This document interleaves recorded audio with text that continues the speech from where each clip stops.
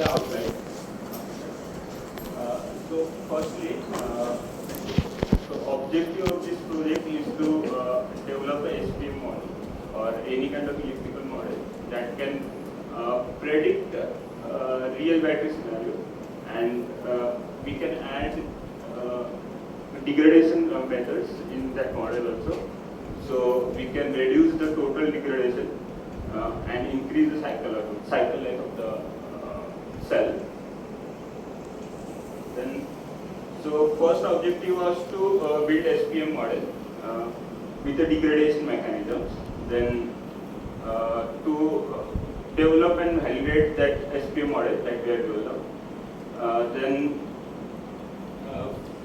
we did some parameter estimation to mimic the real cell that we have in automotive. Then after that, we created some framework that can give us the intelligent charging profile with input of some parameters. And after that, we validate that profile over some cycles to validate is this working or not. So these were the deliverables, and all are completed. So firstly, SPM model. So we choose the SPM model because of its low complexity, and we can run it on live BMS or any other chip board, so we can predict that. So for SPM model, first equation that we use is Fick's law. So that is the radial diffusion. So this for this equation, we use two boundary conditions for center of the particle and for surface of the particle, and initial condition that will be the starting SOC and concentration in the particle. Then going further, the cell level quantity will be calculated are stoichiometric SOC of the cell capacity, and current OCV of the cell. So these are the parameters that we require to develop the model, SPM model. And for degradation model, we choose mainly two degradation methods that are affecting most in the charging process. First is constant ACLR formation, and second is lithium plating. So I think sir explained about both these methods, so I can go ahead.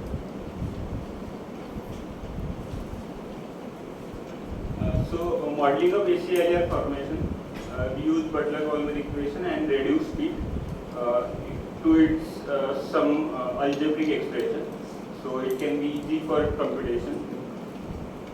So final form is here. Then for lithium plating, we use the again method of overpotential with the help of Butler-Volmer equation. So final equation is come out it as this, and this is the overpotential term. So after completing the model, as we can see here, for this is one charging cycle, that is CCCD. So we can predict voltage, resistance increase over time, SOH degradation, and the SOC of the cell. So these are our output of the cell, output of the model. Then we have to match our results to the real cell that we have in HALA. So we did some parameter estimation. So for that we did experimental testing in with the cycler. We did CCCV charging with 1C and followed by 20 minutes rest. And again we did 4 ampere charging. So basically our main application is charging, so we choose these methods. Then for parameter estimation we use particle sum optimization. to reduce the RMSE error between major voltage and the estimated voltage by the model. So after parameter estimations, we got these parameters that are most affecting the model. So we optimize these parameters to get better results. After optimization, we reach at the point where we can say the RMSE error is around 30 millivolts, and this is the comparison. So in starting phase, we have a little bit higher delta V, but in later stage, it converges to it 0, we can say. So next thing is to create the framework that can give the estimation of intelligent charging profile. So for this optimization process, we created one objective function.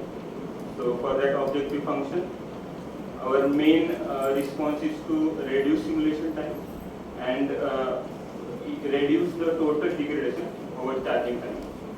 So there is two terms called weightage point, we can say, for SOH and time. So we can reduce that according to our need or application. So these are iterative parameters. And the constraint side, we have to ensure that in whole charging process, there will be no such a points where the voltage goes beyond the limits, such as 2.5 or 4.2. Also, we have to ensure that in any cases, cell temperature will not rise up to uncontrolled limit. Or then again, one more constraint is there to after complete the charging process, our cell must be at 100% SOH. So we can say that cell is 100% charged. So after running optimization with PSO, we get two profiles with the iterating weightage point of time and SOH. So first profile is for mainly reducing SOH. We didn't concentrate on time. And second one is for fast charging. So for fast charging, we can see the current rises up to 7.4, and then it decreases, and charging time is 1.21 hours. Whereas for optimized charging, the total charging time is 1.5 hours, but with maximum charging current of 3.2. What is on the excess? So it is ampere versus time. This is charging profile.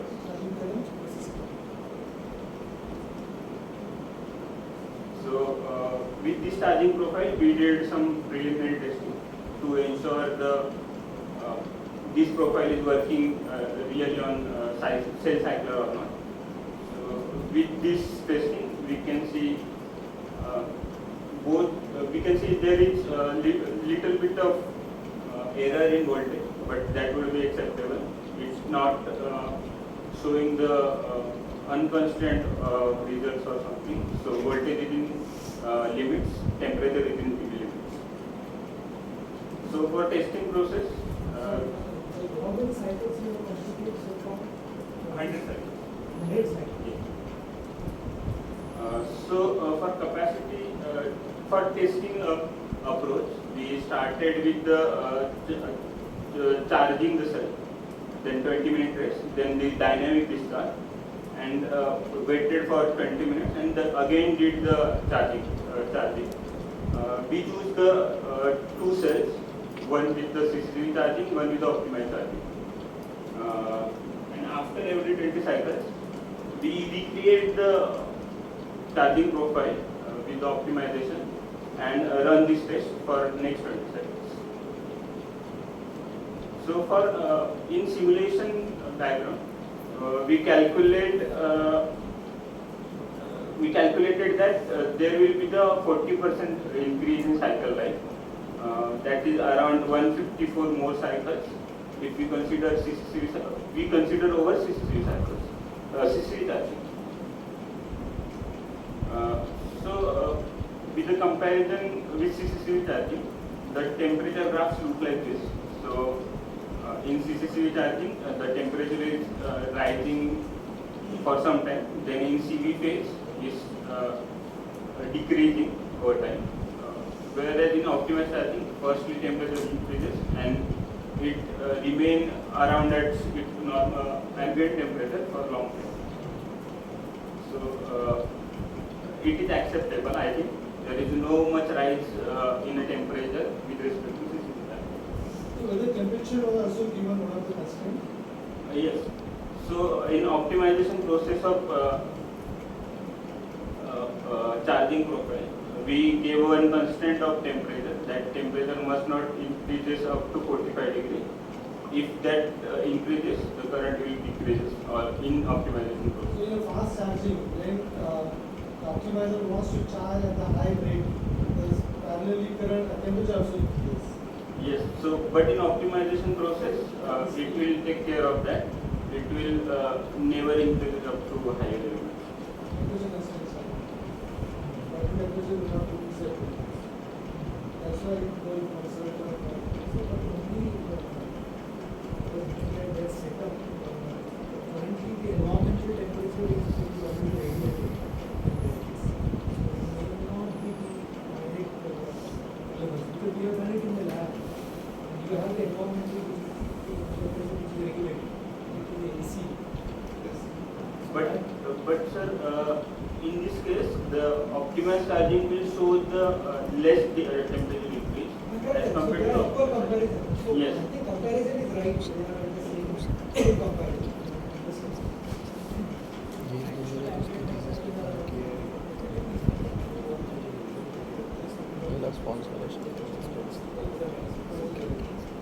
So if we get the temperature chamber or that chamber, we can do testing.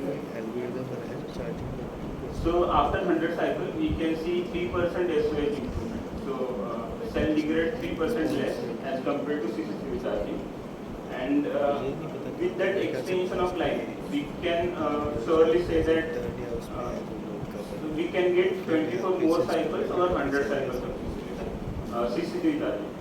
So there will be 24 cycles improvement in over 100 cycles of CCTV charging. This is correct, right? This is where you have already tested up to 100.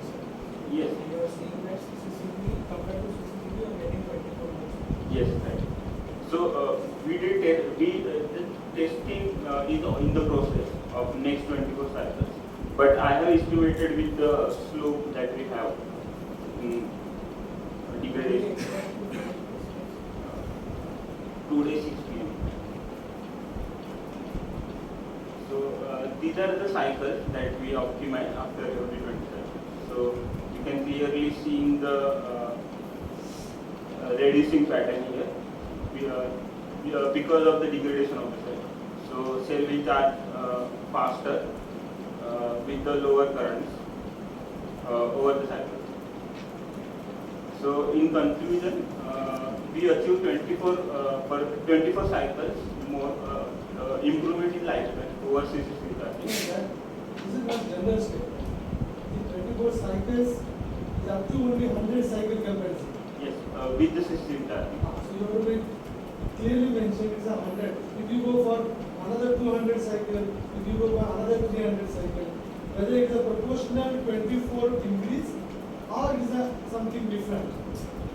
So Is it 24 multiplied by, is it linearly increasing?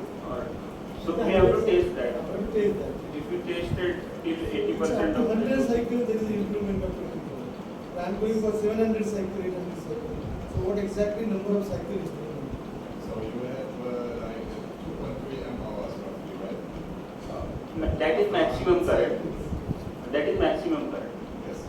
So at one time it reaches 3.2 and then it decreasing as degradation started. So if you go back one slide, yes. One more. One more. This one, yes. So you are roughly at 2.3 amp hours, so it's 90% roughly. 92%. 90.2%. Yes.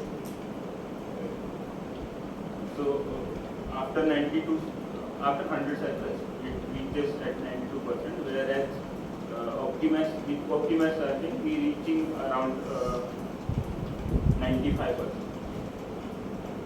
So there is 3% lower degradation. So we achieved 24 cycles improvement over 100 cycles, and key takeaway is that the optimization of that profile is taking surely increasing life cycles, and that intelligent charging profile concept is feasible in real life, and we can use it in BMS to increase cycle life. So main challenges in the estimation of profile is computation time. Computation time is significant. So for one estimation of the profile, we are taking around 4 hours to 5 hours. So and other challenges is we don't have the exact parameters of the battery from manufacturer. So we have to optimize that. I don't know if it's correct approach or not, but I can surely say that it is showing results right now. So next step will be we can do some testing with the chemistry lab such as ARI or cement, or we can get these parameters from manufacturer only. And for computation time, we can get as much as data from this model and put it in some neural networks or ML based approach to estimate the charging faster, so it can easily implement it on vehicles. So I think I explained this in the previous slide. So we need to develop some algorithm that can give real-time adaptive charging and does not require much time to estimate. So my solution is to that. We can create one chip. We can say that charging management system that can give us a charging profile with the help of inputs from BMS that are SOC, SOS and temperature, and it can reduce the charging time or increase the lifetime. So if we see architecture here, so there is a battery, and battery is observed by BMS, and this BMS gives some output SOC or SOS that will be input for CMS, that's charging management system, and it can create a profile and deliver to the outboard charger, and then outboard chargers exactly copy that charging profile and feed to the battery. So it is easily possible to implement on vehicle. So I think this I explained everything. So our next approach is to train some ML model with the help of data we have from SPM model, and create algorithm that can create algorithm with a neural networks or recurrent neural network that can give us a quick profile and easily implement on the vehicle.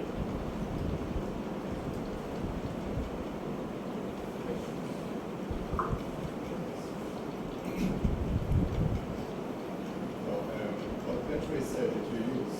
You mentioned it somehow, I didn't see it. So we use NMC cell that from Samsung SDI 18650. And do you know also the number? Number. Usually they have like SDI 18650, 50E or 58G, something like this. Do you know what battery cell? Because you If just you have exact number, you can mention the slide number of phone number. Which battery you have done also. I think I have mentioned that. Yeah.